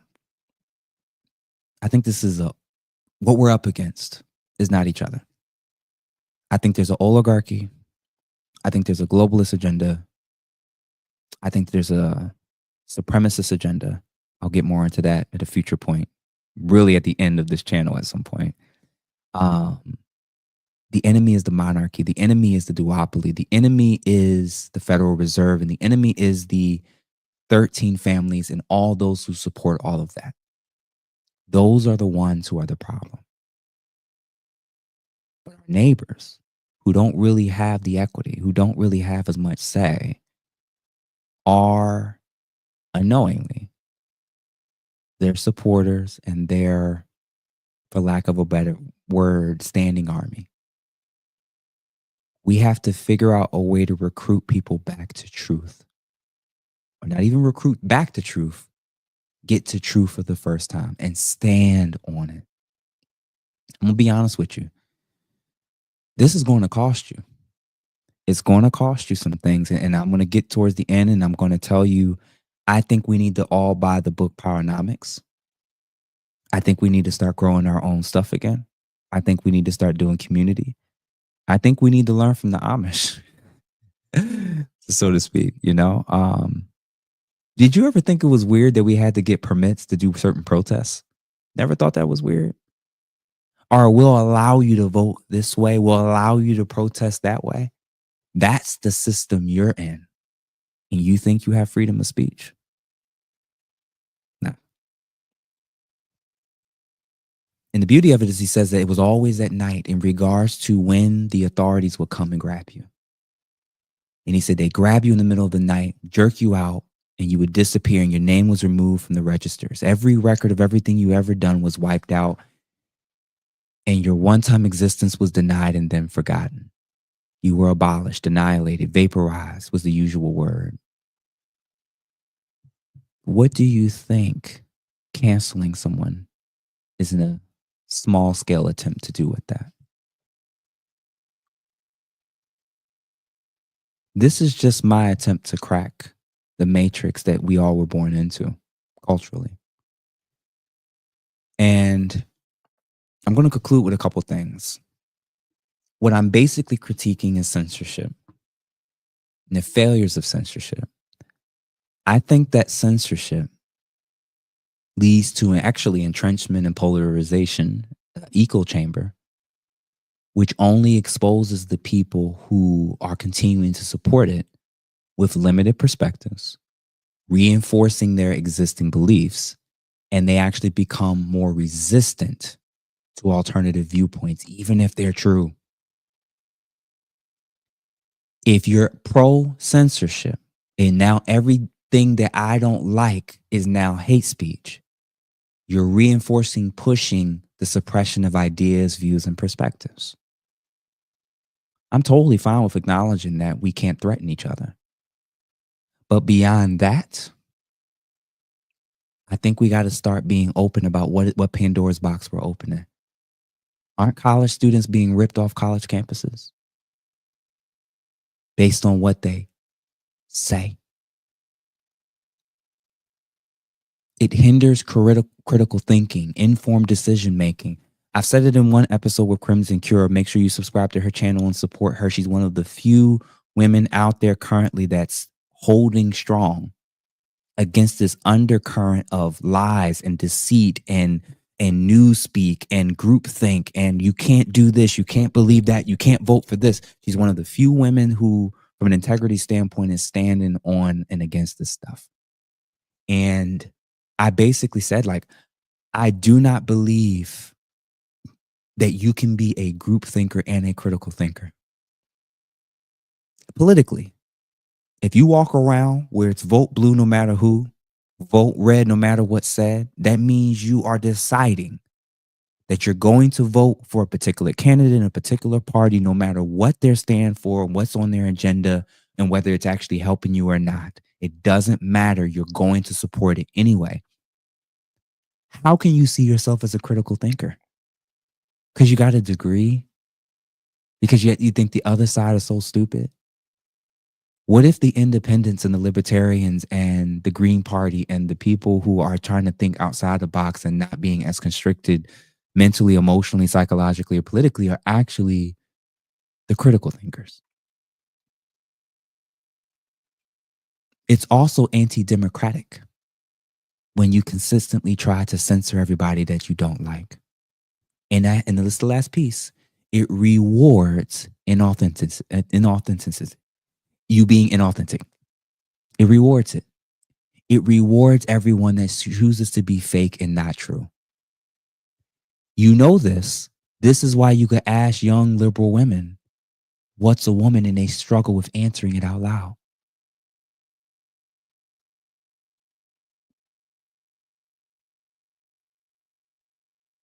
We're in an environment where people can't be honest. You know what?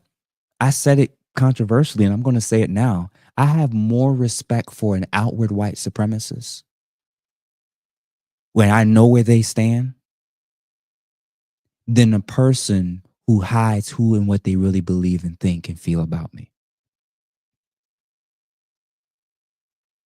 I actually do, because I know where we stand. I actually much rather know if you're a black supremacist or white supremacist than to assume that we're all good when we're not. This era of censorship is making everybody walk around on eggshells, and people aren't really being themselves. So, like I said before, when we read certain books, when we watch certain conflicts or listen or learn about certain conflicts in history, when we watch certain shows and movies, you've always assumed that you were the good guys. I would challenge you to believe that potentially for a period of time, or even maybe still now, perhaps you've actually been an agent of the empire. So in conclusion, when you get to the end and you begin the journey to start questioning and not assuming anything, you have to be open to the possibility that you are wrong, and that all those who you grew up with and all those you love and all those you looked up to and all of those you voted for, if you begin to realize that perhaps you were wrong, what does that mean about everybody you loved and everybody you grew up with and everybody that you voted for? If you now learn that you were wrong and you were all on the same page when you were wrong, and realize that, and what you now know, they don't know and they don't want to, and you will see a transformation in how they will start to see you as an enemy, as ignorant, as a sellout. And it's probably because you're just reading more, to be honest. And you will start to see how they'll transform into a social, relational, political, everyday agent for the empire. Foot soldiers. And they will start with the shaming, the insults, the bullying, the attacks, the ostracization, the blind allegiance they have to the system, the politicians, the structure, the tradition, the routine, and the order. This guy that's definitely blowing up on Instagram, his Instagram is this cipher. His name is Justin Scott. He had a quote, and I'll add to it, where he said, every election cycle, we're doing this dance. And he said, belief in the process is more important than the process itself. That's what you're turning into. That's how you're behaving. And I would add to this, belief in the party is more important than their platform. Belief in the politician is more important than the belief and agreement in their policies. That's how you've been moving. Many of us. That's how you've been moving your whole adulthood. And Eric Electrons, he has a quote on Instagram that I thought was so dope. He said, you don't truly care about diversity of people if you don't value and promote diversity of viewpoints. A lot of the diversity that they're pushing on one side is only about diversity aesthetically. We got a person who's a trans this. We got a person who's straight. We got a person who's bi. We got a person who's a pan this. We got a black person over here. We got a black woman. Got a white woman. Diversity is really about diversity of thought. All of that other, it's just superficial diversity. And if they don't want diversity of viewpoints, they don't actually want diversity. So if there is nowhere else in your life where you have been allowed to think differently, question, wonder, even publicly be allowed to change your mind, I hope this is a place where you can feel you can start to do that. I know it's not something you can walk into. It's not a physical building, but I just hope this space is a space where you can feel like you can do those things. Because I'm trying to do it myself, and I'm hoping that I'm creating an environment for you to feel like you're allowed to do it. So yeah. Why? Because this is a place where you can begin to do the very thing many of us have had to go through to start to feel a little bit freer, to be a little bit better, and to think and move with more clarity. This is basically a place for deconstruction, for every mental, social, political, economic, historical, religious construct they gave you. So if you haven't questioned anything, are you your own? Your thoughts, your beliefs, your taste, your politics, are you authentically you? Or are you authentically who they've trained and taught and made you to be? Are you an agent of the system? Kanye West, as controversial as a figure as he is, there's a quote that he said that I've always thought about since I first heard it. Quote, "I just tell the truth, and telling the truth is crazy in a world full of lies." And for me, in reference to the woman who made the statement earlier about, Jeff, shout out to you for telling the truth. Well, I'm going to challenge you all with the thing that I'm constantly trying to challenge myself. If telling the truth is brave, then what does it mean for all of us that refuse to say and live it?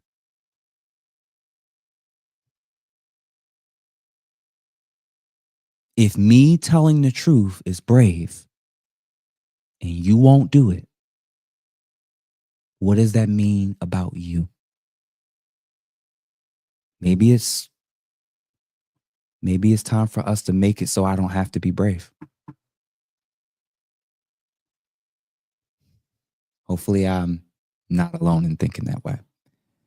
All right, y'all. So that was my first live stream. I don't know exactly how I've done.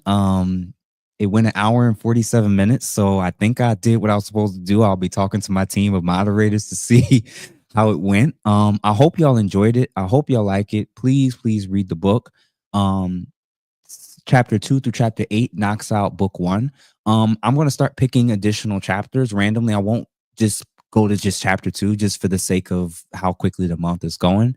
But that's kind of how I'm going to be doing the books. And occasionally I might bring a guest in or somebody who I think has very equally interesting viewpoints or way more qualified to speak on some of the things. I'm going to be trying to bring experts in. I'm going to bring in philosophers. I'm going to bring in doctors. I'm going to bring in lawyers. I want to really get this space to be a space where we can just learn and grow and really get to a spot where I just love to learn and I want to grow and I want to become more independent. I want to be freer and I want to get myself and my family to a place where I can put us in a position where we can eat, live, drink, worship, and just be.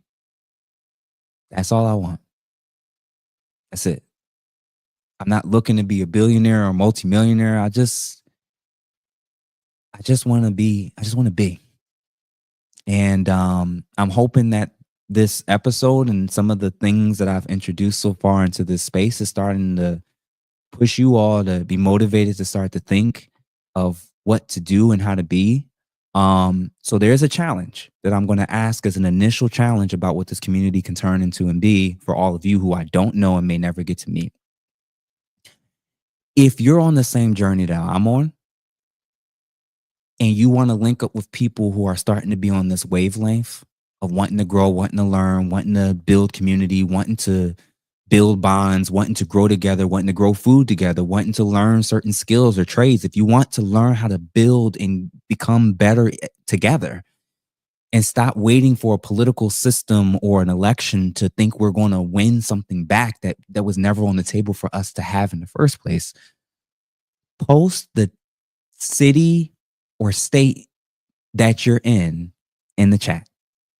Post it in the comments and say, I'm here, and every person who's in that state, like it and comment under all my other episodes and videos. Do it.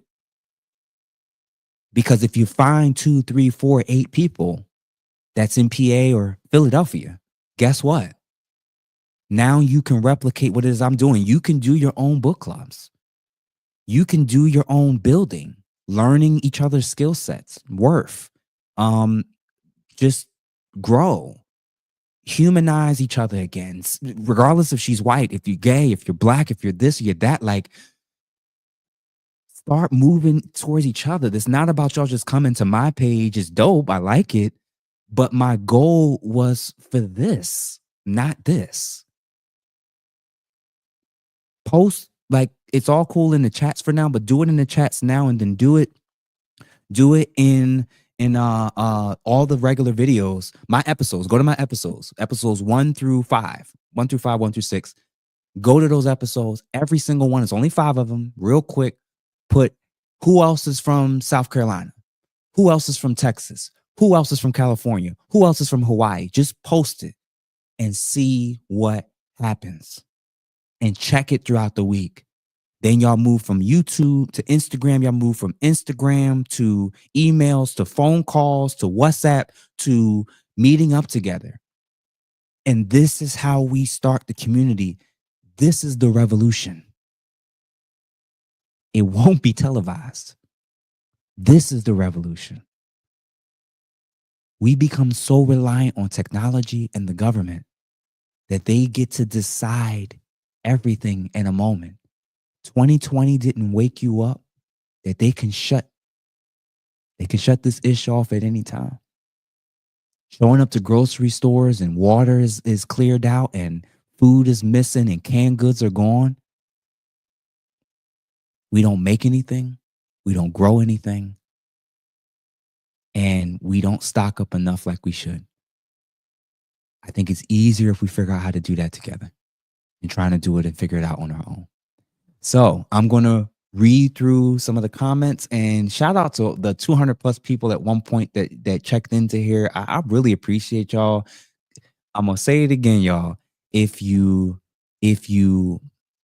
please like again, please heart this episode, like it, share it, send it to any person that you think needs to hear it. I don't care how liberal they are. I don't care how much of a progressive they are. I don't care how conservative, how libertarian, how independent they are. If you think every person that matters, that you want to learn and to grow and for them to become a better human being in terms of how they think and how they see their fellow citizens, I think me pushing this book and them hearing some of the questions that we posed today, I think it just gets the wheels turning. I know I'm not going to change everybody's mind or opinion, but at least we're going to plant the seeds of curiosity. Just share it. Don't worry about if they won't talk to you. Don't worry, just do it. I don't care how feminist she is or he is. I don't care about how whatever, just share it. Send it. Let's see if they can link with you and others on the local level. What if enough of us that think this way can really change the political environment? What if we really can change how we approach? I want to get to know the Amish. As crazy as it sounds, I want to learn a trade over the next couple years. Those are my personal goals. Share your state, share your city, link up with each other, and let's start to build this thing organically. We're not waiting for any other movement. This is it. It's on us. The gender war can stop here. The race war can stop here. So it's just a thought. All right, y'all. Thank y'all so much. So I'm going to finish going through, let's see, additional chats that I have not gotten to. Let's see who I... Real books we did. Leslie K. Congrats on a successful inaugural live stream. Thank you. I appreciate it, Leslie.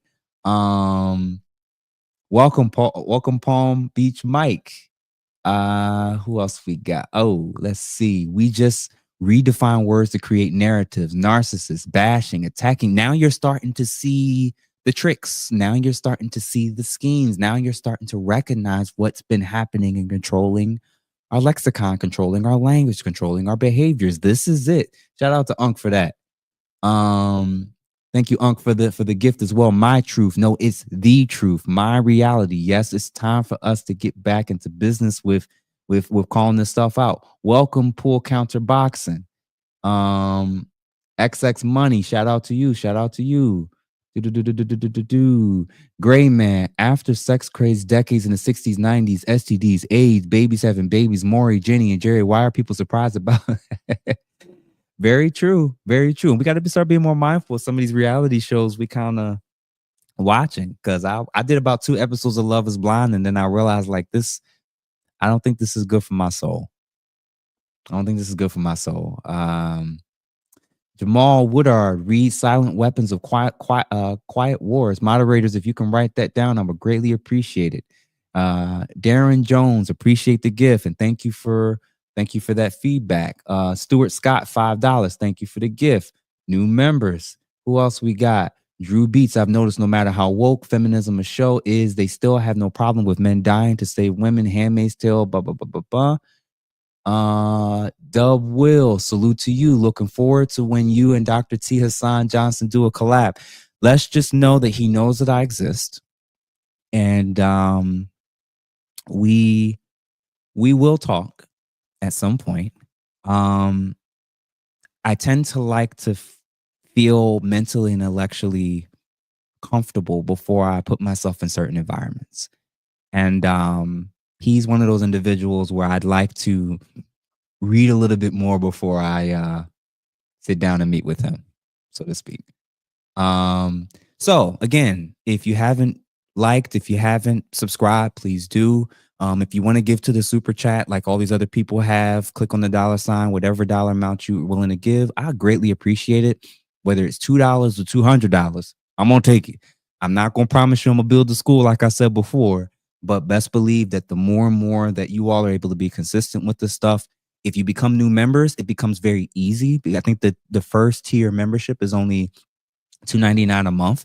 And like I said, when we get to September, we're going to also have some additional lives that's just for members only. We'll still do lives like this for the public, but we are going to have some lives for we are going to have some special lives for just the members. And like I'll say again, the members will be able to vote very soon. They'll be able to vote on documentaries that we're going to watch and engage and watch. They're going to be able to vote in future books in 2025. They're even going to be able to vote on certain topics that they may want me to cover. So the most invested people are those that are going to get to have the most say on what happens in this community. And as I said, I don't know if y'all have seen it in the chat yet with some of these special emojis that we're creating. If you think the boy is cooking, make sure you share the cooking emoji. If you think the person who's engaging with not good faith in terms of conversations on the comments or just in the videos or stuff, feel free to post loner. And if you feel like, I'm hitting home with the books, I think we have a book emoji that's either in there or it's going to soon be in there for members. We're eventually going to create some additional emojis as this space continues. But I got to tell y'all, honored, grateful, 20,800 people joining within the last month and a week is amazing. I know that doesn't happen normally, and I don't take it for granted, but I'm grateful. I'm genuinely grateful. So my challenge to you all is to genuinely come together, work together, post your city, post your town, post your state in all of my episodes. And you will very quickly find out how many people you could potentially start to build your new tribe with. This is how we build community. This is how we grow. This is how we revolt against the system, by not being divided. So this is my small part to play. And I hope that you all begin to do many of these things, or are continuing to do many of these things. And again, I'm honored. I'm grateful. I appreciate this opportunity. I don't take it for granted. And I can't wait to continue to do this, and we'll see what it continues to turn into. So I'm traveling next week to Miami to meet with a very big figure in the manosphere space. He's one half of one of the biggest manosphere channels. That's all I could say for now. And as I work with him, we'll see what future additional collaborations we may do. But between the one half part and the Miami, I think very quickly many of you will know who I'm referencing and talking about.